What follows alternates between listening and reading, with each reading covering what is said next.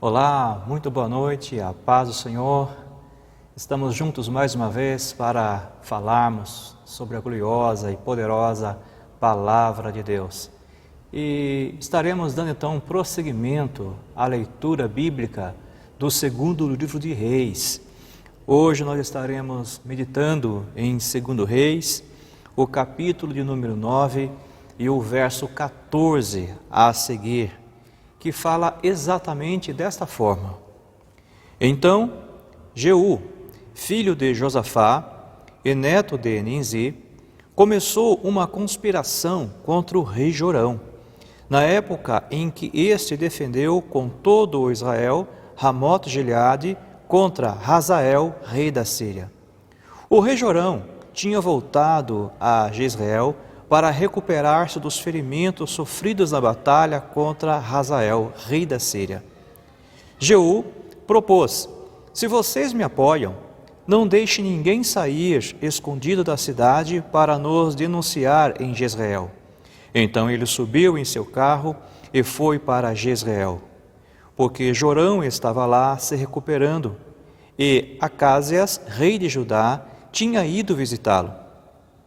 Quando a sentinela que estava na torre de vigia de Jezreel percebeu a tropa de Jeú, se aproximou, gritou: estou vendo uma tropa.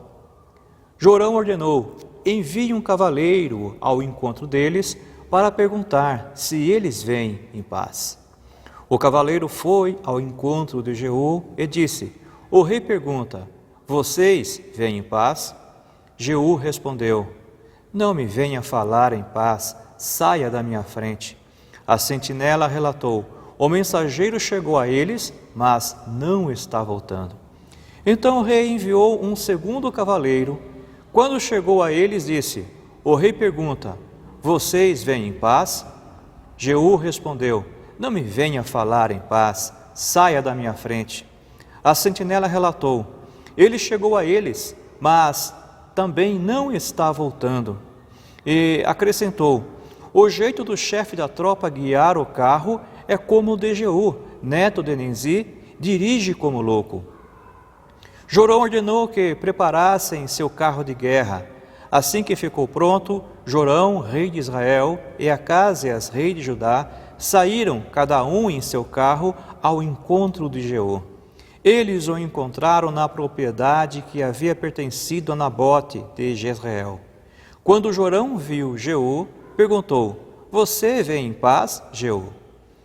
Jeú respondeu: como pode haver paz enquanto continuam toda a idolatria e as feitiçarias de sua mãe Jezabel?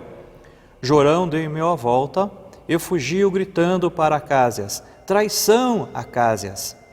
Então Jeú disparou seu arco com toda a força e atingiu Jorão nas costas. A flecha atravessou-lhe o coração e ele caiu morto. Jeú disse a Abdicar, seu oficial: pegue o cadáver e jogue-o na propriedade que pertencia a Nabote de Jezreel. Lembre-se da advertência de que o Senhor proferiu contra Acabe, pai dele, quando juntos acompanhávamos sua comitiva. Ele disse: onde vi o sangue de Nabote e o sangue dos seus filhos, declara o Senhor, e com certeza farei você pagar por isso nesta mesma propriedade, declara o Senhor. Agora então, pegue o cadáver e jogue-o nesta propriedade conforme a palavra do Senhor. Vendo isso, Acázias, rei de Judá, fugiu na direção de Bet-Agã, mas Jeú o perseguiu, gritando: matem-no também. Eles o atingiram com o seu arco de guerra na subida para Gur, perto de Ibleã. Mas ele conseguiu refugiar-se em Megido, onde morreu.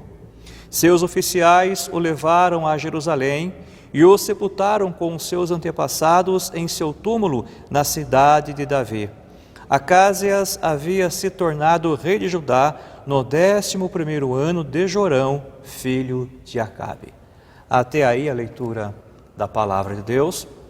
Nós encontramos aqui a sequência de Jeú como o executor da justiça divina. E após Jeú ter sido ungido como o novo rei em Israel, ele não perde tempo, porque ele sabia que para estar assumindo o reinado era necessário eliminar o rei atual, o rei Jorão. Ele então sai executando todas as orientações que ele havia recebido da parte de Deus por meio do profeta Eliseu. Ele agora então é um novo rei em Israel, mas para assumir o controle, para assumir o domínio, para ter realmente condições de administrar Israel, é necessário que o rei atual, Jorão, seja eliminado. Então ele sai ao encontro de Jorão para fazer então a eliminação de Jorão para que ele possa atuar como novo rei em Israel. A Bíblia diz que Jorão, ele estava se recuperando dos ferimentos de guerra. Ele havia saído contra Hazael, o novo rei da Síria. Ele, juntamente com Acasias, rei de Israel, para lutarem e eliminarem esse inimigo. Porém, foram vencidos. Hazael vence esses dois reis e eles voltam então para as suas regiões, para os seus reinos humilhados. E Jorão vem dessa batalha muito ferido. Então ali em seu palácio ele está se recuperando dos seus ferimentos e o rei Acasias foi visitá-lo nessa mesma ocasião, pois afinal de contas eles eram amigos. E quando isso acontece, no meio desta visita, é justamente nessa hora que Jeú, com a sua tropa, com o seu exército, sai em disparada, sai ao encontro para encontrar-se com o rei Jorão e assim então tirar a sua vida. A palavra de Deus diz que enquanto a tropa de Jeú se aproximava, o vigia que estava na torre do palácio avistou e alertou que havia uma tropa que estava vindo em direção à cidade e essa tropa tinha ares de ameaça. Quando o rei Jorão então ficou sabendo do fato, ele preparou 2 mensageiros, enviou um de cada vez. O primeiro mensageiro chegou até Jorão e faz a pergunta que foi orientada pelo rei Jorão. A pergunta foi a seguinte: Jeú, é de paz a tua vinda? Quando então Jeú responde: que paz que nada, sai da minha frente. Então esse mensageiro saiu da frente, foi para trás da tropa e então engrossou, enfileirou a tropa que ia contra o rei Jorão. E então o vigia disse: olha, o mensageiro chegou, eu vi que eles se comunicaram, mas o mensageiro não volta.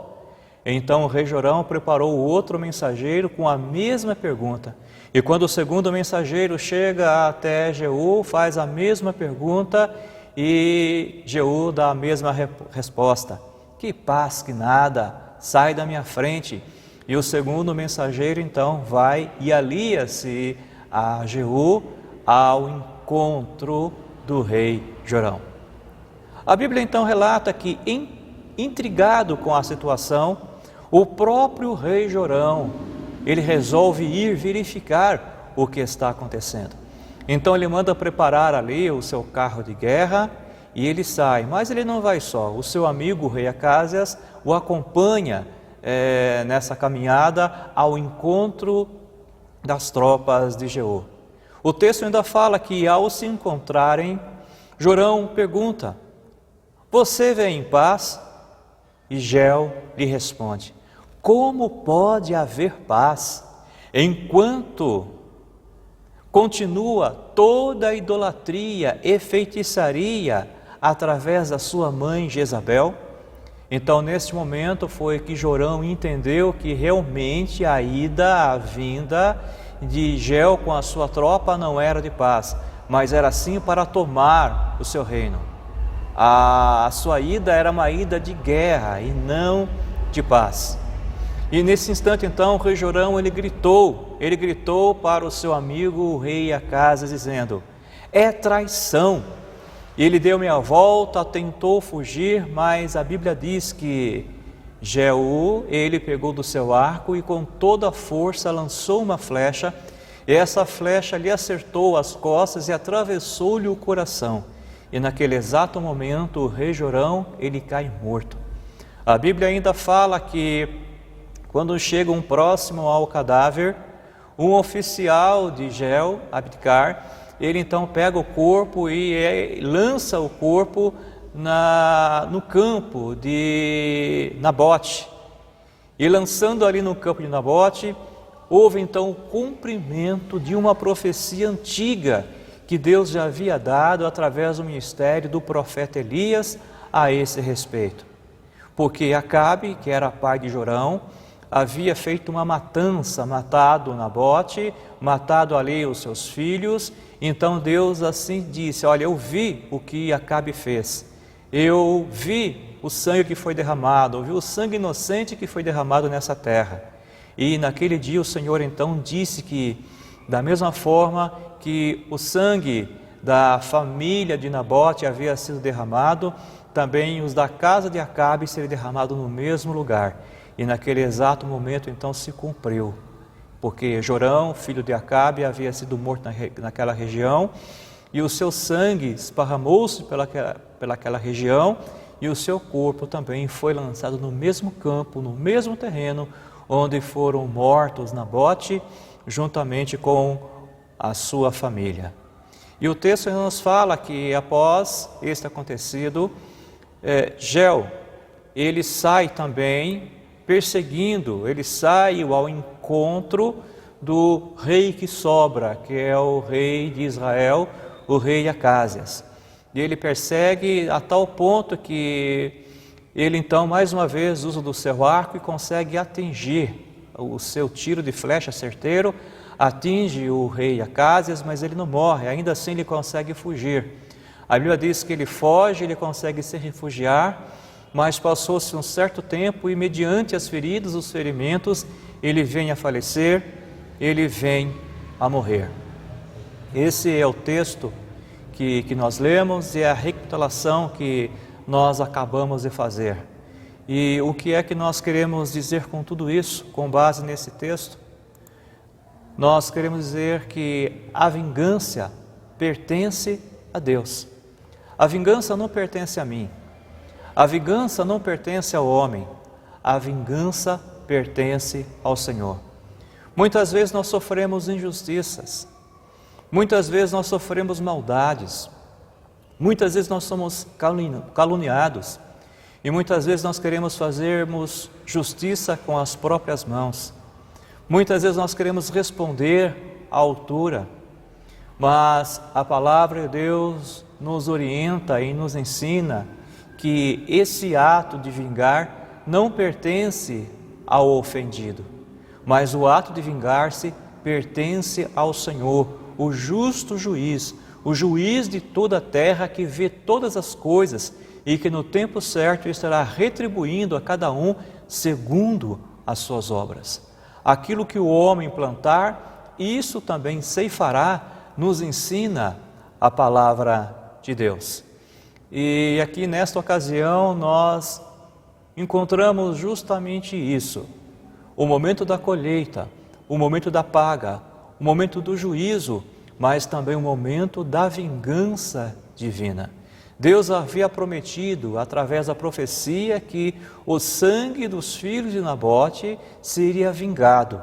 E passou-se um certo tempo, não sabemos precisar necessariamente quanto tempo realmente, com exatidão, isso levou para acontecer, mas o que importa aqui não é o tempo que levou. O importante aqui é que Deus é fiel e Deus cumpriu a sua palavra. O justo juiz de toda a terra executou a sua justiça de acordo com aquilo que ele havia dito, de acordo com aquilo que ele havia pronunciado. Quando Deus declara algo, quando Deus pronuncia algo, quando Deus fala algo, pode ficar tranquilo, pode ficar em paz, porque Deus se responsabiliza por aquilo que Ele fala. Deus se responsabiliza pela sua palavra. Deus se responsabiliza pela sua promessa. É claro, quando Ele fala. É claro, que quando ele promete. Mas Deus é fiel e ele então cumpriu aqui neste momento, nesse texto, nesta passagem bíblica, a promessa que ele havia feito, a promessa de fazer justiça à família de Nabote em relação à casa de Acabe.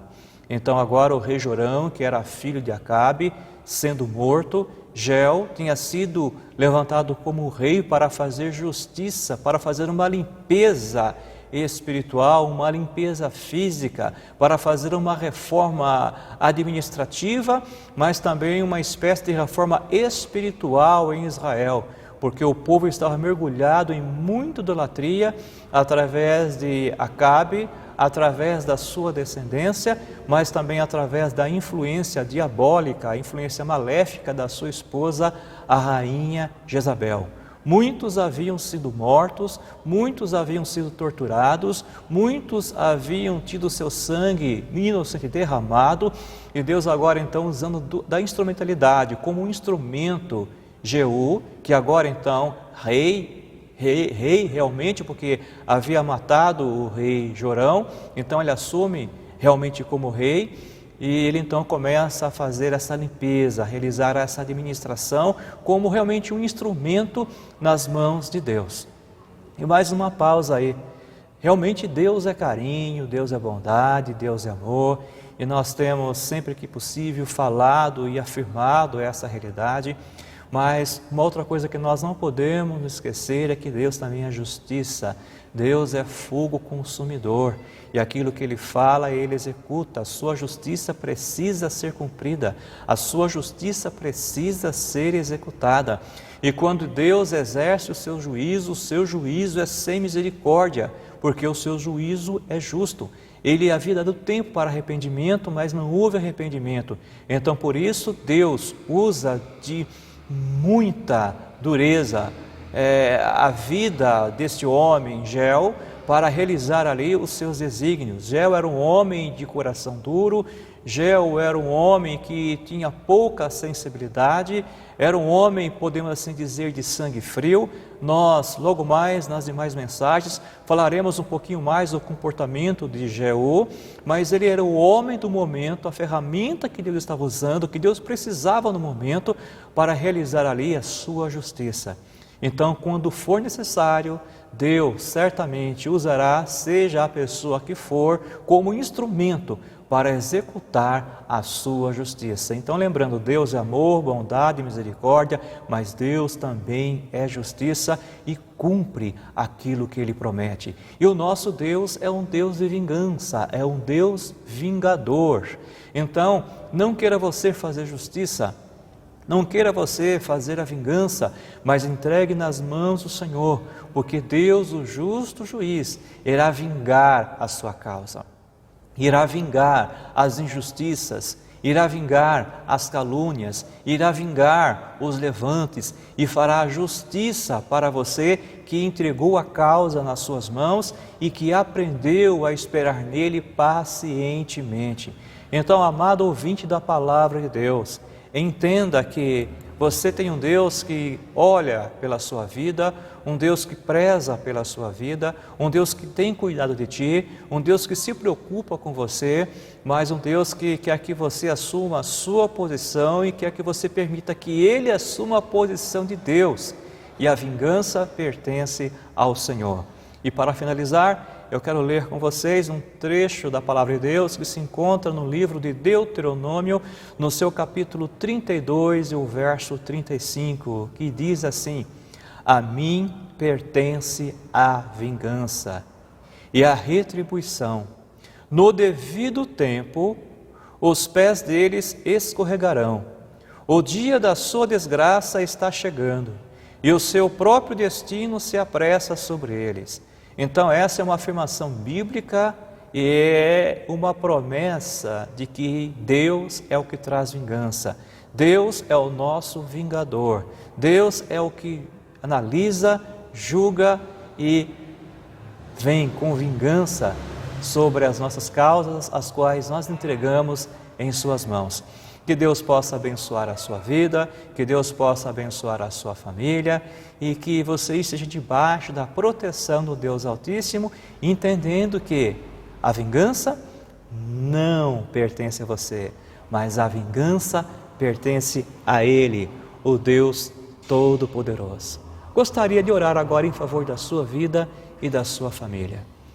Deus Santo e Poderoso, em nome de Jesus, eu apresento agora essa vida, apresento também agora a sua casa, a sua família, para que o Senhor possa guardar, para que o Senhor possa abençoar, para que o Senhor possa direcionar. E se esta vida, Pai, e se alguém da sua família tem sofrido injustiça, Deus, ó Pai, levanta-te, ó Pai, toma essa causa e faz justiça. Ó Deus, Tu és um Deus de vingança, vinga, Pai, a causa dessas vidas, vinga, ó Deus, a causa dessas pessoas, age com o Teu amor, mas também age com a Tua justiça. Deus, é o que eu oro nesse instante, grato por tudo, em o nome de Jesus. Amém. Que Deus abençoe a sua vida, que Deus abençoe a sua família, hoje e sempre, no nome do Senhor Jesus. E até o nosso próximo encontro, onde prosseguiremos meditando no segundo livro de Reis, falando acerca das grandezas, das maravilhas do nosso Deus Todo-Poderoso. Fique com Deus e um grande abraço em Cristo Jesus.